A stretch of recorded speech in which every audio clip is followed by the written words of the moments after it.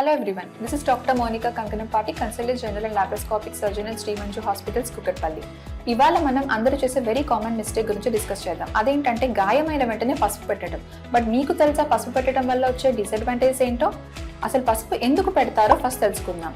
పసుపులో కర్క్యూమిన్ అని ఒక ప్రోడక్ట్ ఉంటుంది. దానివల్ల యాంటీ బ్యాక్టీరియల్ ప్రాపర్టీస్ వల్ల ఓన్ హీలింగ్ అయ్యే ఛాన్సెస్ ఉండేది. బట్ ఈ రోజు దొరికే అడల్టరేటెడ్ పసుపులో curcumin content just 2 to 5%. So ఇంకా దీనివల్ల డిసడ్వాంటేజ్ ఏంటంటే పసుపు పెట్టడం వల్ల మీరు 2 ఊండ్ ఎడ్జెస్ ని దూరం పెట్టేస్తున్నారు మధ్యలో పసుపు పెట్టేసి. సో దానివల్ల ఊండ్ హీలింగ్ డిలే అవుతుంది. సెకండ్ పాయింట్ ఏంటంటే ఎప్పుడైనా ఊండ్ హీలింగ్ కి మాయిశ్చర్ అనేది చాలా ఇంపార్టెంట్. కానీ మీరు పసుపు పెట్టడం వల్ల మాయిశ్చర్ అంతా అది పీల్ చేసుకొని ఊండ్ హీలింగ్ డిలే అయిపోతుంది. థర్డ్ పాయింట్, అది ఎంతవరకు స్టెరైల్? మీరు ఇంట్లో వాడే వంటగదిలో వాడే పసుపుని డైలీ టచ్ చేస్తూ ఉంటారు. సో దాంట్లో చాలా బ్యాక్టీరియా, వైరస్, ఫంగస్ ఇవన్నీ గ్రో అవుతాయి.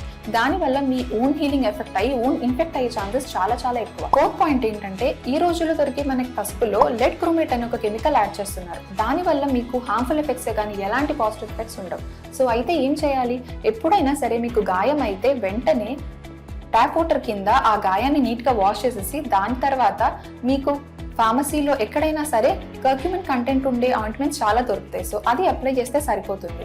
అలాగే దాంతోపాటు బ్లీడింగ్ బాగా అవుతుంది అంటే ప్రెషర్ పెట్టేస్తే యూజువల్లీ అది ఆగిపోతుంది. లేదు అయినా అవ్వట్లేదు అంటే ఒక మంచి క్లాత్ తీసుకొని ర్యాప్ చేసేసి దగ్గరగా ఉన్న హాస్పిటల్కి వెళ్తే సూచరింగ్ లాంటిది చేస్తారు. Thank you.